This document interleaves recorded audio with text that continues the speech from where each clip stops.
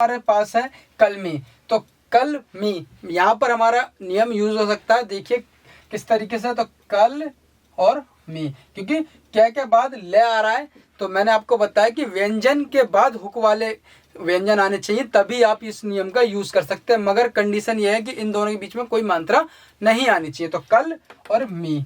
Next है चलाना, तो च हमारा च के साथ ले लगाना, तो ले के साथ आप हुक जो लगाते हैं वो राइट साइड लगाते हैं, तो हमारा च ग्रुप इस साइड से बनता है, तो चलाना, ठीक है, च ले ना, ठीक है। अब इन दोनों के बाद मात्रा आ रही है वो आप राइट साइड लगा सकते हैं। ऐसे ही है आपका तलवार, ठीक है। नेक्स्ट है थरथराना, तो थर है थर, थरा और ना, क्लियर। नेक्स्ट है बरनौल, तो बर, अब इन दोनों के बीच में हमारी मात्रा आ गई है, तो इसलिए हम यहाँ पर कौन ले का यूज और ले का हुक का यूज नहीं करेंगे, तो बैर है बर नो ले, ठीक है, क्योंकि हमें समझना भी है, इस तरीके से यूज करना है। तो प्रजा है ये, प्रजा।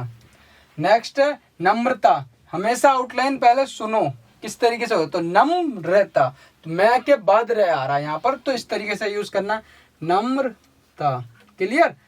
घृणा, फिर वही मैंने कहा आपको आउटलाइन पहले सुनो कि कहाँ पर हमारा यूज हो सकता है, तो घृणा आ रहा है, तो घृणा, क्लियर। डराना, डरा और ना। फर्दी, तो फै पे फै, फर्दी, क्लियर। पलड़ा, तो पलड़ा। जल सेना, तो जल है, जल हो गया, सेना, क्लियर। अब इन आउटलाइनों को हम दोबारा से ट्रांसलेट करते हैं, थोड़ा समझ लीजिए। जैसे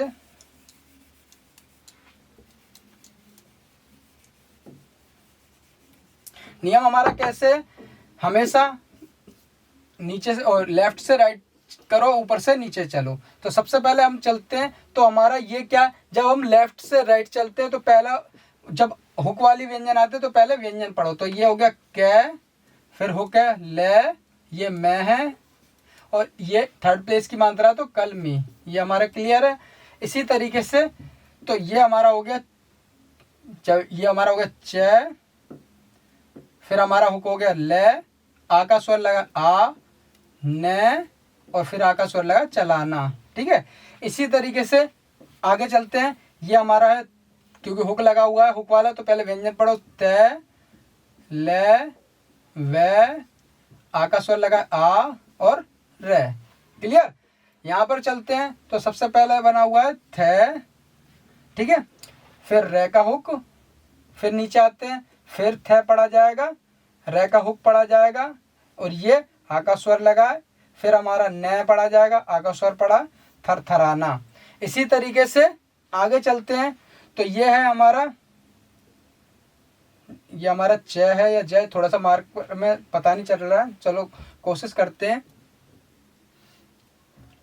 ये हमारा हो गया, या तो ये पे होगा तो पर, ये हमारा बे हो सकता है क्योंकि डार्क है, तो बे, रे, न, ओ की मात्रा ले, बरनौल, ठीक है।